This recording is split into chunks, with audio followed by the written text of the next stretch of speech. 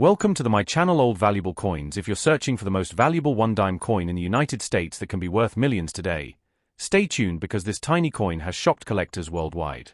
The legendary 1894 Barber dime is one of the rarest American coins ever struck, with only a handful known to exist. Its extreme rarity, mysterious history, and demand among top collectors have pushed its auction prices into the millions. One example sold for over $1 million, and another crossed multi-million-dollar records because of its pristine condition and near-mythical scarcity. If you ever find an old dime in your collection, check the date, mint mark, and condition. You could be holding a once-in-a-lifetime treasure worth more than gold. Coin number 1. Welcome to this deep dive into the 1965 United States one-dime coin, a coin that many collectors overlook but holds incredible history, hidden details, and surprising value potential. Today, we will explore everything about the 1965 dime, from its composition to its errors, varieties, market demand, rarity, and the reasons collectors all over the world still search for this specific year. If you have ever wondered why the 1965 dime is one of the most talked about modern United States coins, then stay tuned, because by the end of this video, you will know exactly what makes it special and which rare features can turn an ordinary-looking dime into a valuable treasure. The 1965 dime marks a major turning point in United States coinage history. Before 1965, dimes were made of 90% silver, but that changed due to rising silver prices and nationwide coin shortages. So the 1965 dime became the first regular-issue dime made without silver, switching instead to a copper-nickel-clad composition. This makes the 1965 dime an important transitional coin that represents the moment the country moved away from silver coinage. Even though more than 1,001,965 dimes were struck, collectors still look for high-quality pieces, rare errors, and special transitional mistakes that occurred during this major change. One of the biggest reasons the 1965 dime is famous is because of the mysterious and highly valuable transitional error. While production was changing from silver to clad, a few dimes were accidentally struck on leftover silver planchets from 1964. These rare 1965 silver dimes are considered some of the most desirable modern-era errors. The key is the weight. A silver dime weighs about 2.5 grams, while a clad dime weighs about 2.27 grams. Collectors weigh their 1965 dimes carefully, hoping to find one struck on a silver planchet. If authentic, such a coin can be worth thousands of dollars depending on its condition and demand. Many believe more silver 1965 dimes might still be out in circulation, making this a thrilling treasure hunt for collectors. The regular copper-nickel-clad 1965 dime also has its own set of collectible features. Coins with strong strikes, fully detailed torch lines on the reverse, clean surfaces, and bright original luster are always more desirable. Even though the mintage was huge, finding a 1965 dime that survived in pristine condition is extremely difficult because these coins circulated heavily. Many examples are found scratched, worn, or dull. That is why collectors search for coins that show crisp details on Roosevelt's hair, sharp lettering, and bold definition around the torch, olive branch, and oak branch. Coins with exceptional eye appeal stand out and gain premium value. Like many coins from the 1960s, the 1965 dime also has several interesting mint errors. Some of the most sought after include off-center strikes, broad strikes, missing clad layers, double strikes, and die cracks. Another popular error is the missing mint mark confusion. Although dimes today carry mint marks, in 1965 they did not. Because mint marks were removed from coins between 1965 and 1967, some new collectors mistakenly believe a missing mint mark is rare, but it is completely normal for this year. The missing clad layer error is especially attractive because it exposes the reddish copper core of the coin, creating a dramatic two-tone effect that collectors love. Off-center strike errors show part of the design missing, and the more off-center the coin is, the more valuable it becomes. Double strike errors are also exciting because the details appear duplicated or rotated. Each of these errors can raise the value significantly depending on how dramatic it is and how cleanly it occurred. The market for 1965 dimes remains active because collectors love transitional coins and first-year issues of new compositions.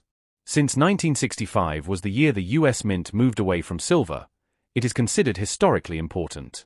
Many collectors include the 1965 dime in their Roosevelt Dimes sets, modern coin collections, and error collections. Even though billions were made, the truly high-quality pieces and rare error examples are limited, which keeps demand strong.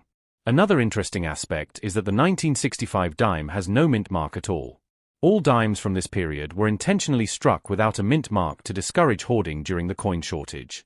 This makes the coin stand out because it's one of the few modern coins where you cannot identify which mint it came from. This adds another layer of interest for collectors who study production histories. For people who enjoy searching through pocket change, the 1965 dime is a fun coin to look for. Even today, you can still find them in circulation. Most are common, but the possibility of finding a transitional silver dime makes every find feel exciting. Many treasure hunters collect rolls of dimes and search for coins with unusual weight, strong details, or unique errors. Since the year is older but still circulating, there is a perfect mix of accessibility and discovery potential. When you look closely at a 1965 dime, pay attention to surface texture, color, and sound. Silver dimes have a different ring when dropped and a different edge compared to clad dimes. The clad composition creates a visible copper stripe on the edge, while silver dimes appear solid. This quick visual check helps people filter possible transitional errors before weighing them. Collectors also enjoy studying die varieties. Some 1965 dimes show die polish lines, die chips around the lettering, or minor doubling created by aging dies. These details may not make the coin extremely valuable, but they give collectors a chance to own unique pieces that stand out from the rest. In recent years, interest in Roosevelt dimes has grown because more people are discovering how many varieties and errors exist in this series. Even though the 1965 dime is a modern coin, it has become a favorite because it combines history, errors, rarity, accessibility, and the special appeal of being the first clad dime in US history. Whether you are a beginner collector or someone who has been studying coins for years, the 1965 dime offers something for everyone. It represents a major moment in American coinage, holds surprising error varieties, and gives collectors the chance to find valuable pieces still hiding in circulation. Every coin tells a story, and the 1965 dime tells one of change, transition, and discovery. If you have a 1965 dime at home, take a moment to examine it more closely.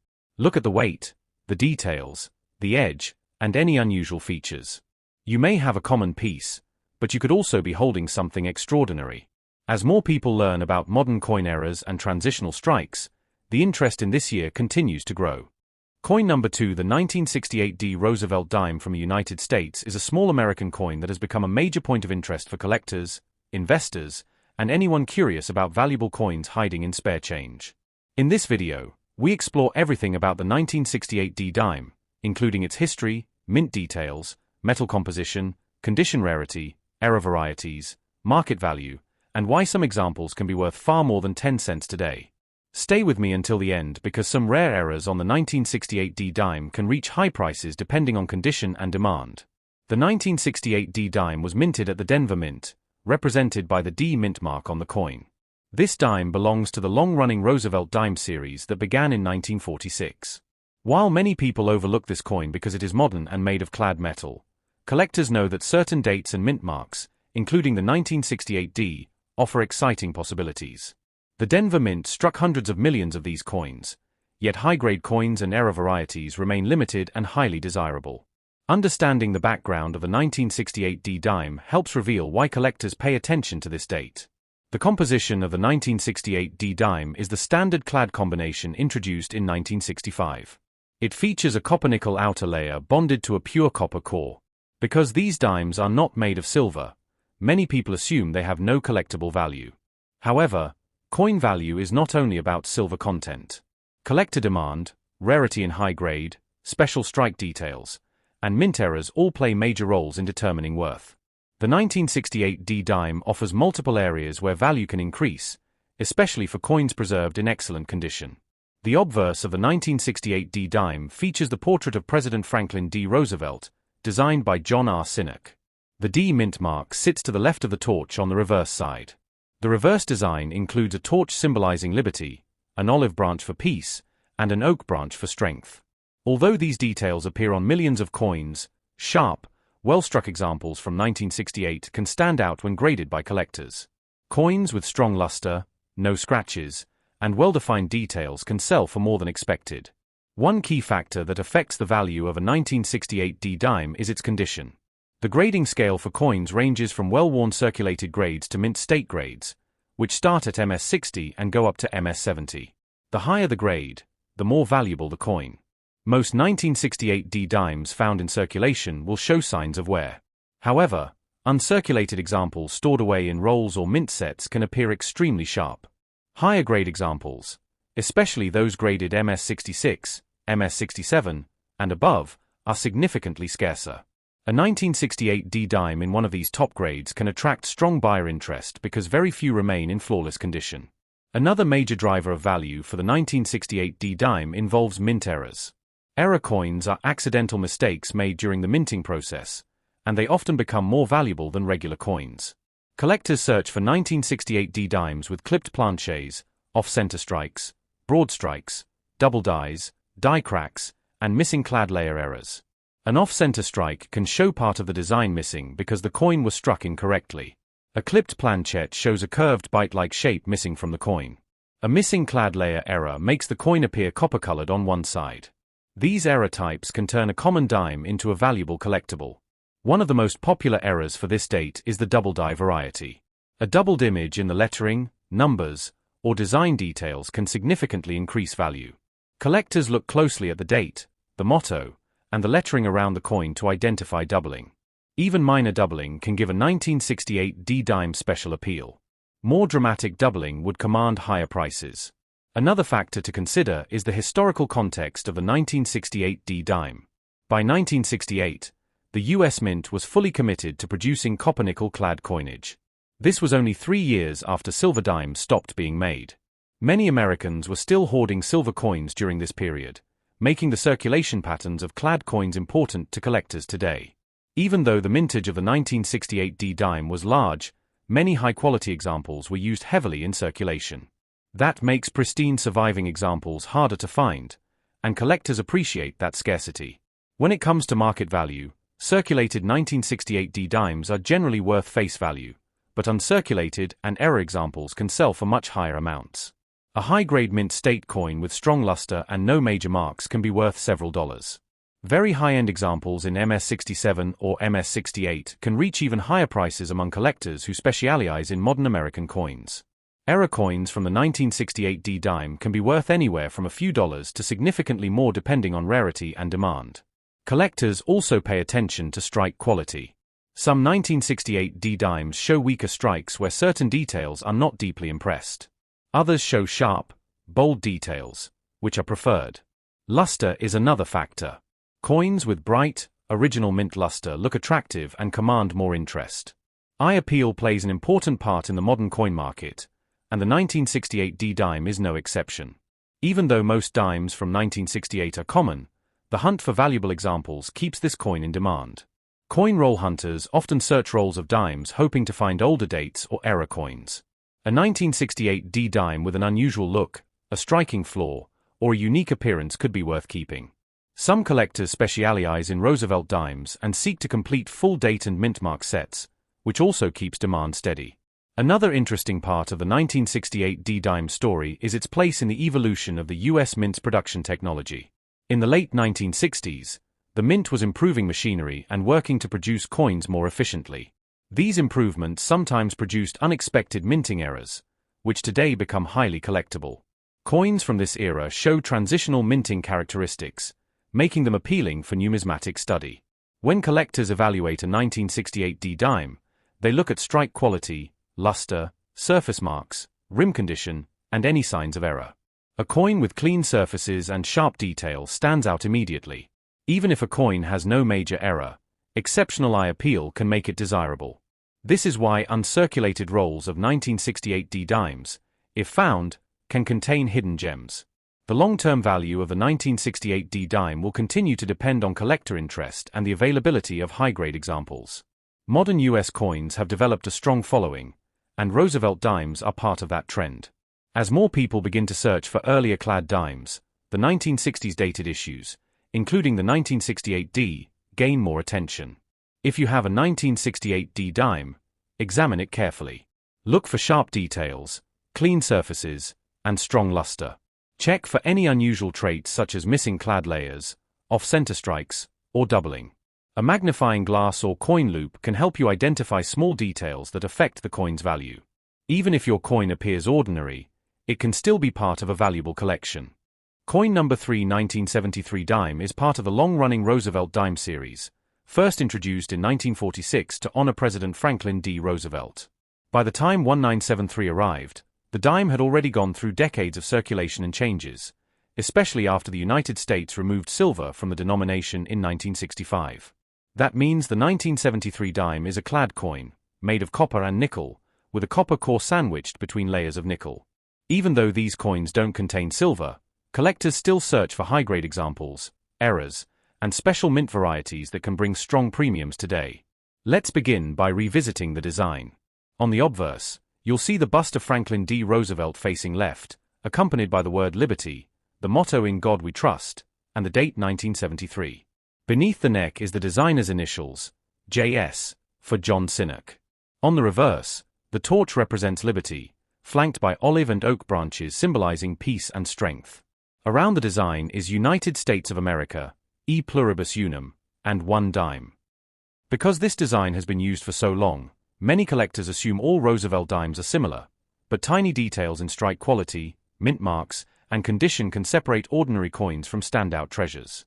The 1973 dime was minted in 3 locations: Philadelphia with no mint mark, Denver with the D mint mark, and San Francisco with the S mint mark for proof coins. Mintages were high, meaning billions of these coins entered circulation. That overabundance means most circulated 1973 dimes are worth only face value, but high-grade pieces, especially uncirculated examples with clean surfaces, sharp details, and strong luster, can command significant premiums among collectors of modern US coinage. Even though the average person might overlook this coin, collectors understand how challenging it is to find flawless examples due to the coin's small size and how easily it can be scratched or worn. One of the biggest appeals of 1973 dimes is the search for rare errors. These errors were created during the minting process and include off-center strikes, broad strikes, clipped planchets, double dies, missing clad layers, and improperly prepared planchets. Error collectors love the 1973 dime because it's from a period where the US Mint was producing extremely high volumes of coins, making occasional mistakes more likely. A 1973 dime with a dramatic off-center strike can sell for strong premiums because collectors love visible minting errors. A missing clad layer error, where the outer nickel layer didn't attach properly, results in a copper-colored dime. These can be worth far more than face value depending on condition and severity. Another rare minting variety collectors search for is a strong full-band strike on the reverse torch. Even though full bands designations are more commonly associated with silver dimes, some 1970s Roosevelt dimes do show exceptionally sharp detail on the torch bands. These are hard to find in circulation but show up occasionally in old collections or unsearched rolls.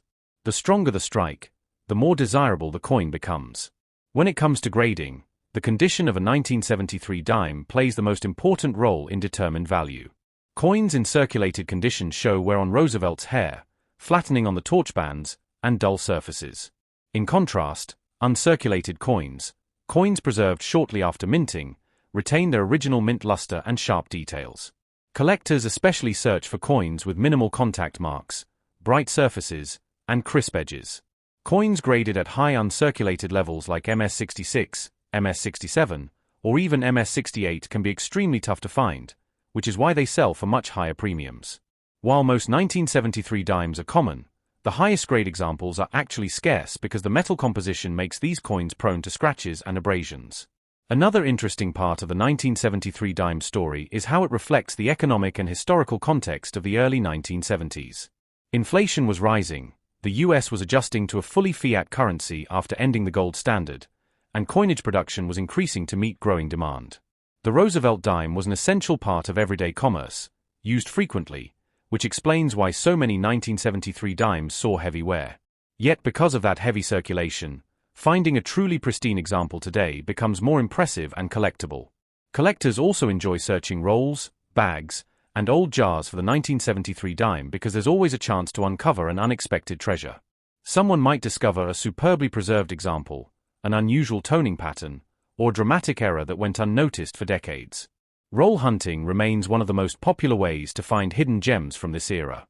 Even though these coins aren't silver, the thrill of the search motivates collectors to look for standout pieces that survived nearly half a century in exceptional condition. The San Francisco proof version of the 1973 dime is another point of interest.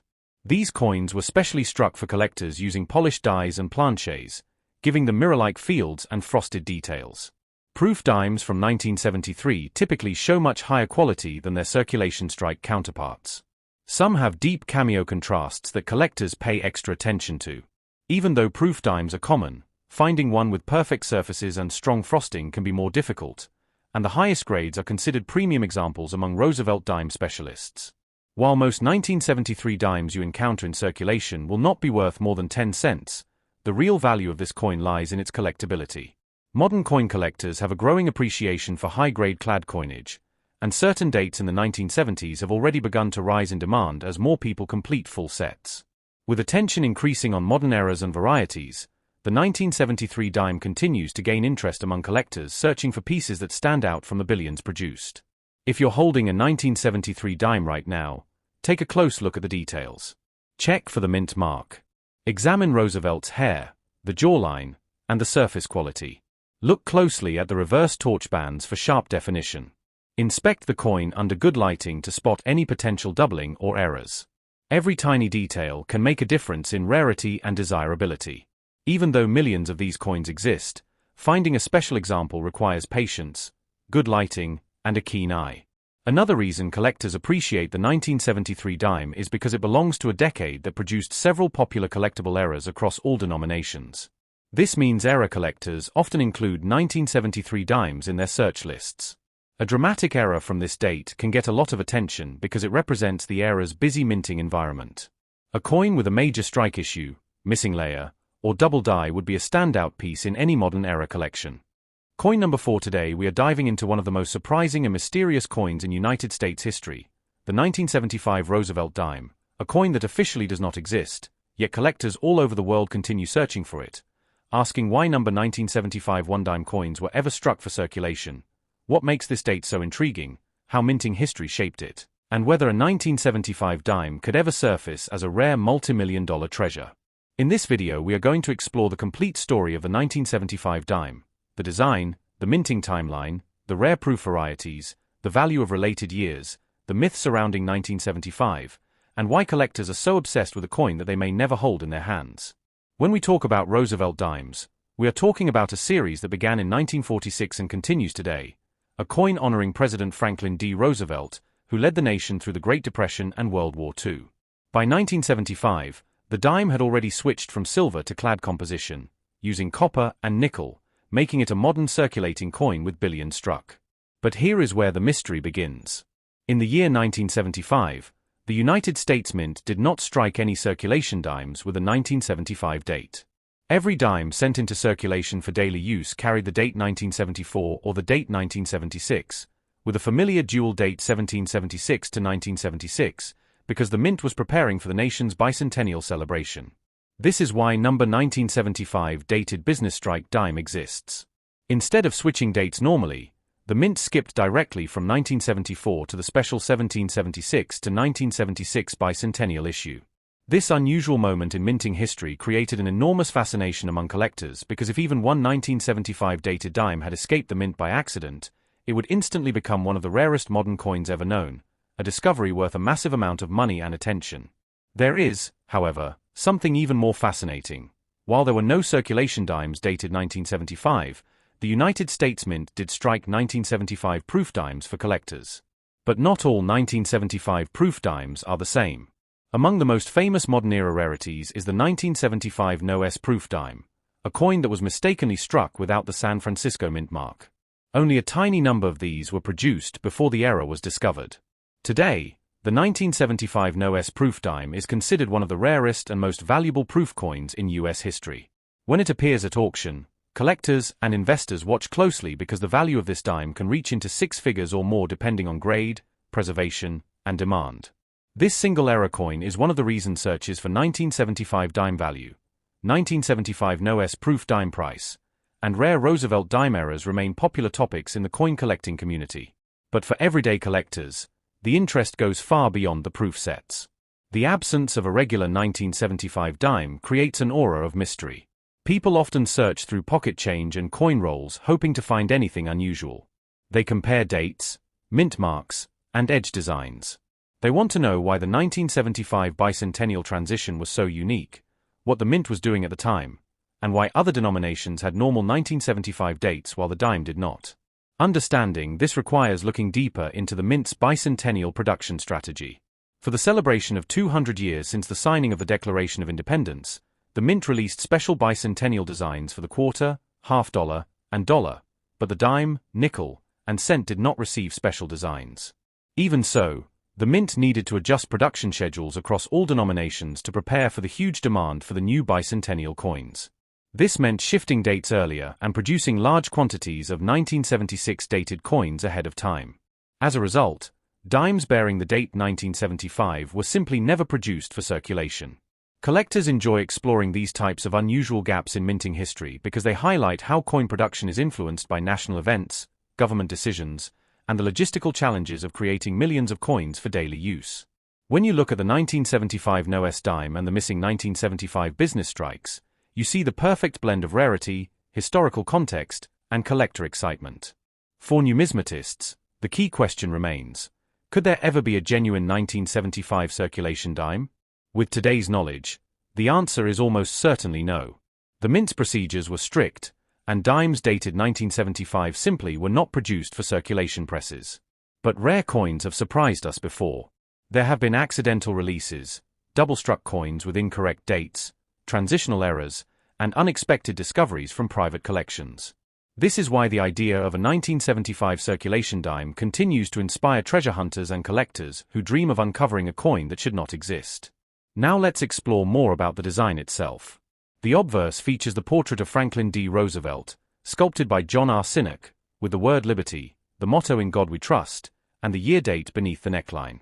On a normal proof dime from 1975, you will also find the S mint mark for San Francisco. But in the rare No S version, this mint mark is completely missing, instantly setting the coin apart. On the reverse, designed by Sinnott as well, is the torch representing liberty, flanked by an olive branch for peace and an oak branch for strength. This design has been unchanged for decades, making small details like mint marks extremely important for identifying varieties and errors. As we continue exploring the importance of this year, let's talk about the 1974 and 1976 dimes that surround the missing date. The 1974 dime was produced in huge quantities and is generally common, though high-grade examples can carry value. The 1976 dime, even though it is not a bicentennial design, was produced in circulation as both regular strikes and proofs, and collectors often wonder why this denomination did not receive a special dual-date design like the quarter. This makes the leap from 1974 to 1976 in circulation coinage feel unusual, especially for beginners who first notice the missing date when sorting coins at home. Another aspect that adds to the interest in the 1975 dime is how search trends connect with broader topics like rare dime errors, Roosevelt dime key dates, most valuable modern coins, hidden treasures in pocket change, and proof set varieties worth big money. Many collectors who first learn about the 1975 NOS proof dime often discover the 1968 NOS, 1970 NOS, and 1983 NOS proof coins as well. These mistakes happened because proof dies were sometimes placed into presses before the mint mark was punched in. While such errors are extremely rare, they remind collectors that even in a modern minting environment with tight controls, mistakes happen, and those mistakes can create coins that become legendary.